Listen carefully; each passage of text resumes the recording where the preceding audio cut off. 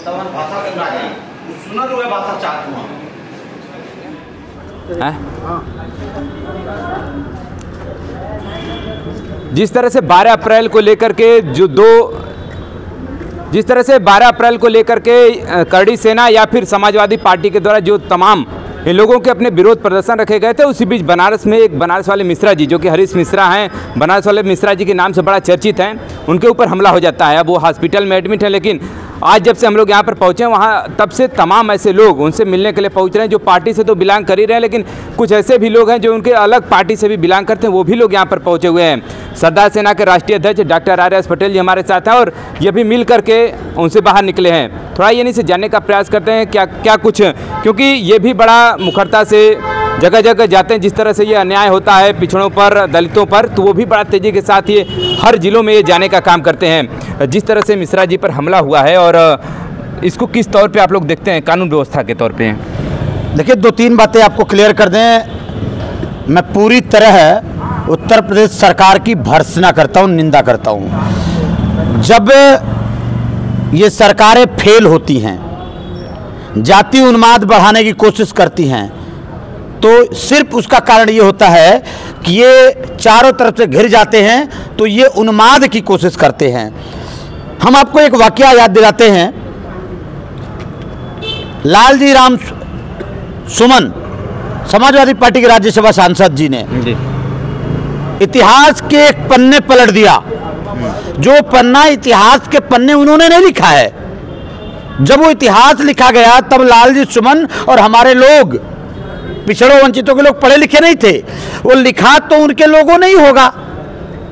तथाकथित इतिहास के पन्ने लालजी सुमन ने पलट दिया, तो आपने देखा क्या हुआ आगरा में। वो सेना के लोग क्या किया इन्होंने? ये सेना के लोग नहीं भाई, ये जाति दम्भ इनके अंदर भरी है। नहीं, जैसे उनका कहना है कि हमारे समाज के खिलाफ अगर हमारे पूर्वजों को अगर इस तरह से बोलेंगे तो हमारी भावनाएं आहत तो होंगी ही। मैं फिर कह रहा हूं आपसे पीके भाई, आप एक बात बताओ, उन्होंने अलग से कुछ भी नहीं कहा। उन्होंने जो बयान दिया है वो पन्ना पलट दिया इतिहास का। वो इतिहास में वो बात दर्ज है, क्यों नहीं इतिहास हटवा देते? और अगर वो इतना गलत था तो राज्यसभा में वो नोटेड कैसे है? राज्यसभा में लालजी सुमन के खिलाफ कार्रवाई नहीं हो पाई, क्यों नहीं हो पाई?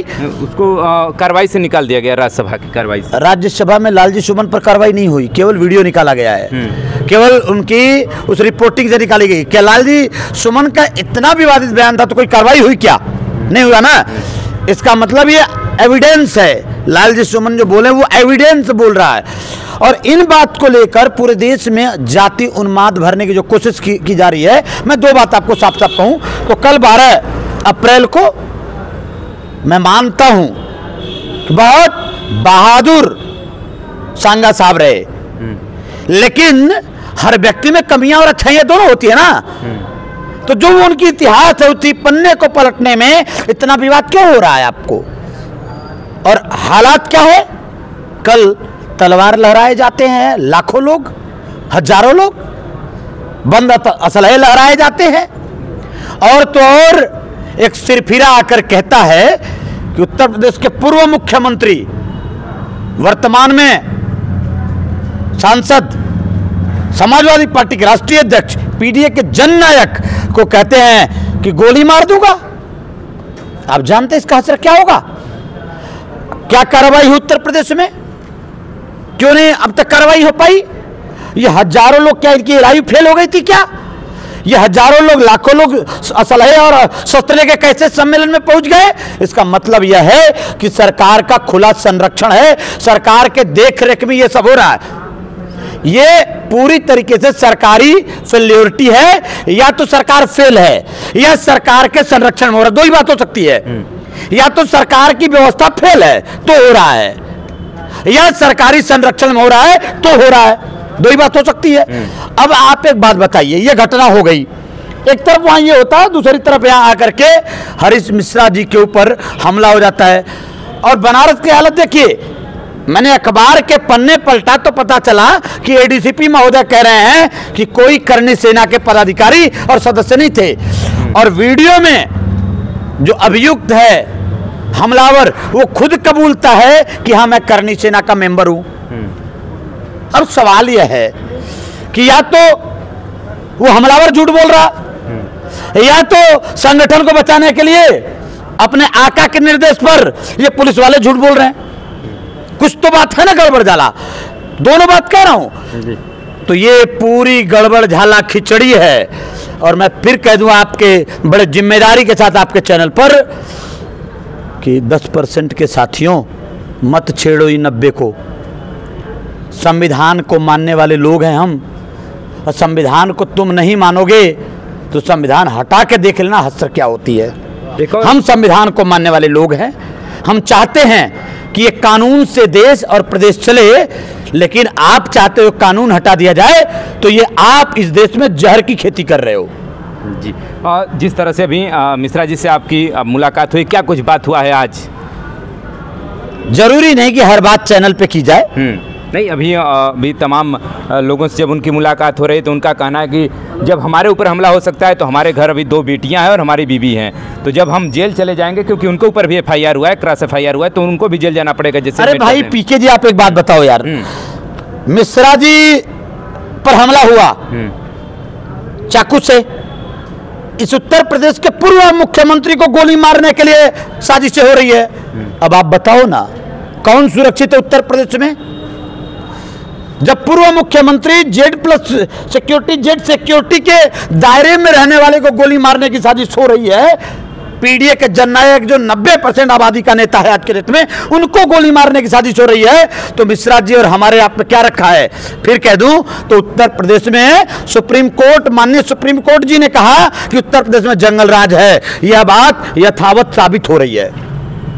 तो और मैं आपको क्लियर कर दूं, मिश्रा जी ने कहा कि उन्होंने सीओ को नोटिस दिया, इंस्पेक्टर को कहा, 5-7 दिन पहले उनके घरों पर जाकर के कुछ लोग फोटो खींचते हैं, जिलाध्यक्ष सेना के थे, पता नहीं कौन था, मिश्रा जी ने कहा कि ये घटना हुई और पोस्ट किया जाता है कि तुम्हारी हत्या कर दूंगा।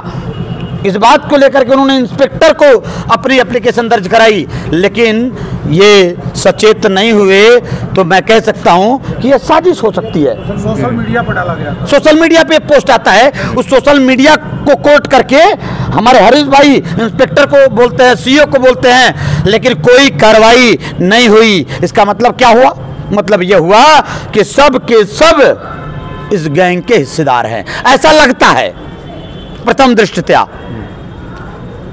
के ऊपर चलिए देखिए, ये डॉक्टर आर्यास पटेल जी हमारे साथ जुड़े थे, सरदार सेना के राष्ट्रीय अध्यक्ष हैं। करड़ी सेना भी है और सरदार सेना भी है। जो लोग देख रहे होंगे अब सोच रहे होंगे कि करड़ी सेना पर तो बड़ा प्रश्न कर रहे हैं, और सरदार सेना आपकी क्या कर रही है? सरदार सेना संविधान को मानती है, सरदार सेना बाबा साहब को मानती है, सरदार सेना शिवाजी को मानती है, सरदार सेना जगदेव बाबू कुशवाहा को मानती है, और सरदार सेना साहू जी सरदार पटेल को मानती है। सरदार सेना संविधानवादी सेना है।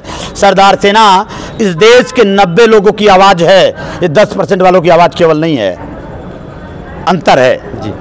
और हाँ, मैं बता देता हूं, अगर अब भी लोग ठंडा नहीं होते हैं, अब भी व्यवस्थाओं को मैनेज नहीं करते हैं, तो विवाद आगे बढ़ सकती है। इसको कंट्रोल करना पड़ेगा सरकार को।